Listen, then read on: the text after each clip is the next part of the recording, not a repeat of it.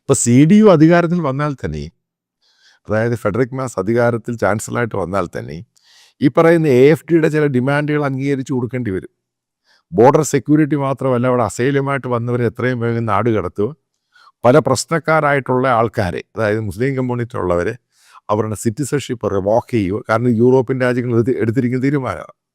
അപ്പോൾ ഇതൊക്കെ എങ്ങനെയാണ് അതിനകത്ത് പരിഹാരം ഉണ്ടാക്കുന്നത്, അതിനെപ്പറ്റി ഉദ്ദേശിച്ചായിരിക്കും മുന്നോട്ട് പോകുന്നത്. കാരണം എക്കണോമിക് ചലഞ്ച് ഒരു ഭാഗത്ത്, അതായത് അവിടെയുള്ള ഏജിങ് ഫാക്ടർ മറ്റൊരു ഭാഗത്ത്, പിന്നീട് അവിടെ ലേബർ ഷോർട്ടേജ് ഒരു ഭാഗത്ത്, അമേരിക്കൻ ട്രേഡിൻ്റെ ചലഞ്ച് വേറെ ഭാഗത്ത്, ചൈനയുടെ സപ്ലൈ ചെയിൻ, എനർജി ഇഷ്യൂ, ഇതെല്ലാം കൂടെ ക്ലബ് ചെയ്ത് ഈ വരാൻ പോകുന്ന ഈ ചാൻസലർ എങ്ങനെ മുന്നോട്ട് പോകും. അത് 1-2 മാസം കഴിയുമ്പോൾ നമുക്കതിൻ്റെ യഥാർത്ഥ രീതി കിട്ടും. കാരണം ഏത് രീതിയിലുള്ള നിലപാടുകൾ എടുത്തായിരിക്കും ഇദ്ദേഹം പോകുന്നത്. കഴിഞ്ഞ ഒരു 10-20 ദിവസം മുമ്പ് ജർമ്മൻ പാർലമെൻറ്റിൽ ഈ അസൈലത്തിനെതിരെ, ഈ ബോർഡർ സെക്യൂരിറ്റിക്കെതിരെ ബില്ലുണ്ടോ കൊണ്ടുവന്നു. ആ സമയത്ത് അവിടെ ഭരിക്കുന്ന സ്കോൾസിന് ഉൾപ്പെടെയുള്ള അവരാണ് അവസാനം അത് ജയിച്ചത് വോട്ടിലിട്ട് കഴിഞ്ഞപ്പോൾ. അന്ന് AFDയും CDUവും കൂടെ ഒരുമിച്ചാണ് ഈ പറയുന്ന ഗവൺമെൻറ്റിനെതിരെ ബില്ല് കൊണ്ടുവന്നത്.